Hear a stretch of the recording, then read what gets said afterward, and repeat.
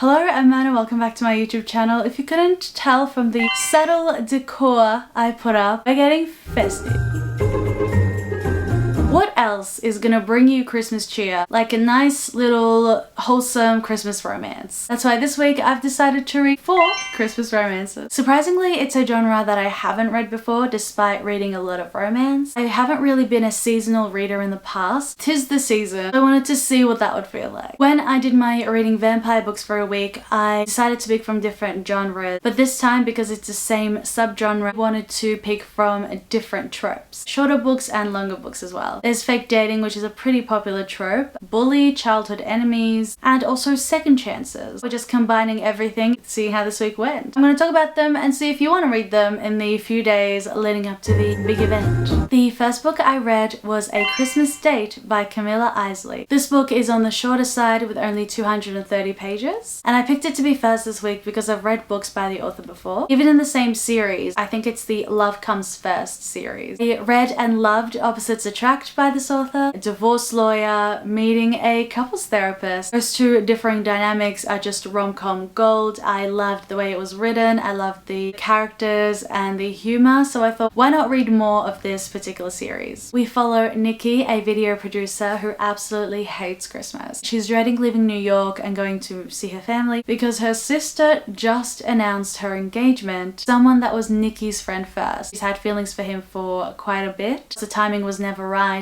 and now he and her sister are about to get married. After her sister confides in her dream man and the trepidations that she has before she gets married, she decides to look up those exact traits. So it is of course the fake dating trope. I loved the meet cute in this. He's an actor who's yet to have his big break. So of course actors in that position go from gig to gig. She meets him for the first time while he's dressed as Santa at a mall. And I get it, like as an aspiring actor myself, your girl has done some Christmas gigs here and there. From Instagram museums to becoming an expert at making fairy floss. I feel like that actor aspect was captured quite well, so I really enjoyed reading about that. That's where they meet. She tells him the truth and surprisingly he agrees, and because it's a very short book and they have a limited time to get to know each other, they move in together the week before. I didn't expect this book to be as intense as it was because it was so short. Maybe I should have expected that because shorter books have less time to really build up that punch they pack. The dynamics between her and her family were really interesting, in particular her and her sister. I think that's like a staple of Christmas books. The tension that's been brewing for months or years all comes out while they're all together. Once I started reading it, I just flew right through it. I've said it once and I'll say it a million times, the fake dating trope is superior. Just in terms of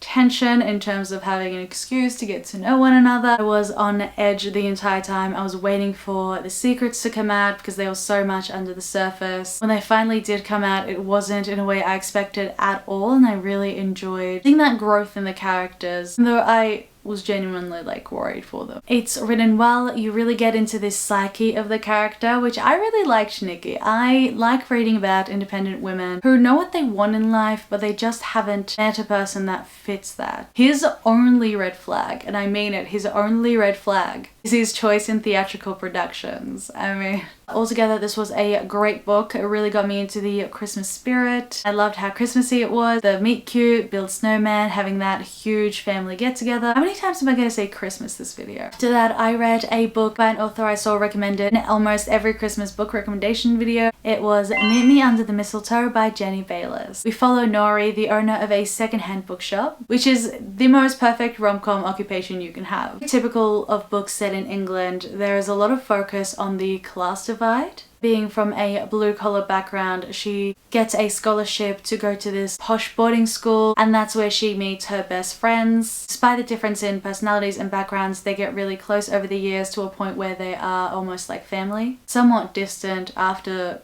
school ended, have been brought together because of a tragedy. And we meet them a few years after that, where everyone has made these drastic existential changes to their life in consequence of that. It takes quite a bit before we meet the male lead, who is the son of the gardener at the school, so he knows them quite well, and he's also her brother's best friend. They were kind of childhood enemies, nemesis, because of a misunderstanding they have deemed the Turd Wars, where they just very childishly threw mud at one another. It was hinted at they've always had this liking towards one another, but they just never acted on it. Her group of friends was really focused on. My favorite character was her best friend Amira, which in Arabic means queen, and that she is. From a privileged background, she hasn't really had that family upbringing, so she is very close to Nori and her family. And she's kind of a skeptic, which you know when you have a character that's a bit skeptical towards her emotions, towards love itself, you know she's going to be proven wrong in the best way. There's also another actor in this book. Her friend Jenna is a huge television star. The friends in the group have each headed a very different direction. Two of them are going to get married. They're going to stay in this beautiful, idyllic castle. It's a week-long reunion for the friends before the actual event. The setting was a character all in itself. Just imagining a castle in the English countryside full of snow. It was very beautiful. Definitely the place to have a wedding. Initially, Nori's a bit hesitant to go, seeing them sort that out as well as sort out themselves and really come to terms with that era of their life and seeing how they've grown and also dealing with those old roles and who they were when they're together in this particular group. Again, group dynamics was so entertaining. Just being put in the middle of this decades-long friendship group. There's bound to be some drama, there's bound to be some growth that needs to happen. Yeah, it blows up in a really big way. It really explores class and privilege, and on the flip side of that, the powerlessness that comes with not having that. Just how easily you can be taken advantage of. But yeah, this was definitely a lot more emotional than I expected it to be. It was well written. I loved the prose of this. I love how it was written, loved how everything was described. The romance and the friendship, the heart of it was very endearing and wholesome to read about. The next book I read I found on the Goodreads list for Christmas romances, and it is The Plight Before Christmas by Kate Stewart. We follow Whitney, who is quite possibly having the worst lead up to Christmas ever. She's been through a breakup, she has been passed up for a promotion that she clearly deserves, so the only thing that she's really looking forward to is meeting up with her family at a cabin for Christmas. Little does she know her brother has invited his new business partner, who is also her ex. The tensions rising straight away. I don't read a lot of second chance romances, but this one was so well done, and especially when the explanation came about later after this huge 17 years worth of build up and angst, still a lot of feelings. She's again not in the best place, and to be confronted with that really throws her for a loop. The reveal of this really packed a punch. I was sobbing. Yeah, it genuinely made me quite emotional. What I loved about this is the dual point of view of Whitney and Eli. We also saw different timelines as we saw them 17 years ago and we see them now in their late 30s. Nostalgia really hits. I really appreciated the flashbacks because it added a lot to the characterization. Seeing what someone was like 17 years ago and seeing them now, seeing what has changed and what has stayed a fundamental part of who they are. They were together at such a huge time for both of them, seeing how they had that effect on one another. We grow and change, but at a certain point we're who we are going to be forever. I probably wrongly thought, because it was a Christmas themed subgenre, it wasn't going to be as spicy as it was, but I was surprised. It does have very sweet moments. It has a lot of moments that are filled with tension. It really does that balance of tone quite well, being faced with the devastation as well as the sort of hesitant hope. It also hits you with a tidal wave of emotion when the truth comes out. Genuinely loved both of these characters. I also loved the mix of fate and making conscious choices when it comes to love. I don't know if that makes sense, but it'll make sense when you read it. They met the first time by complete coincidence, and they met the second time by coincidence, but they wouldn't have gotten where they were if they didn't make conscious choices to pursue that. The family dynamics in this book were wonderful. It had a lot of Christmas vibes, but also like the opposite of wholesome vibes.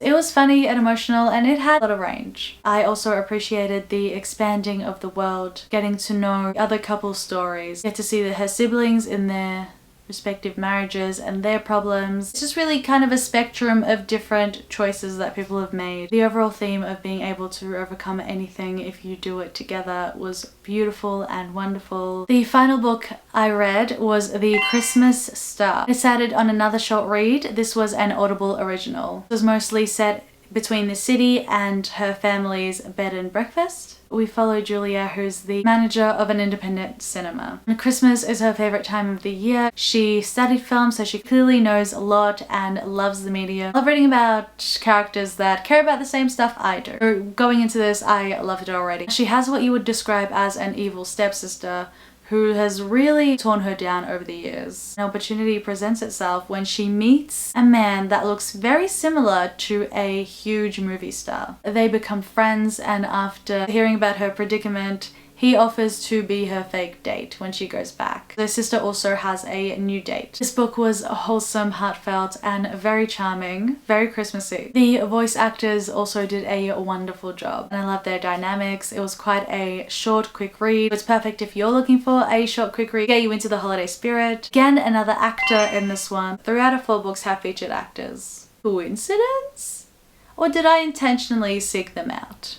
Who knows? I loved the movie references and just how heartfelt this was in dealing with sadness that can come up, especially during holidays. As protagonists go, they were very charming and I loved them together. Things really worked out in the best way in the end. This was very cute. It was very wholesome. I also intentionally picked out books that were set in the 2 most romantic places, either in New York or the English countryside, which if you think about it, a lot of rom-coms are set there. So there you have it. That has been my Christmas reading. There's still a few days until Christmas, so it's a perfect time to pick up 1 or more of these books, especially the shorter ones. I feel like they're perfect for a little pick-me-up, a little boost to the holiday spirit. So after this week, I'm definitely feeling the Christmas cheer, and I'd recommend all the books mentioned here depending on what you like or what you like to read. Thank you very much for watching. Tell me what you've been reading, whether it's holiday themed or non-holiday themed. I'd love to know in the comments. Please don't forget to like and subscribe. What a perfect holiday gift if you'd liked and subscribed. So Merry Christmas and have a happy holidays. As always, I'll see you on the flip page. I forgot to hang this up, so now it's going to be featured in the post-credits scene. If you've stuck around this long, like and subscribe.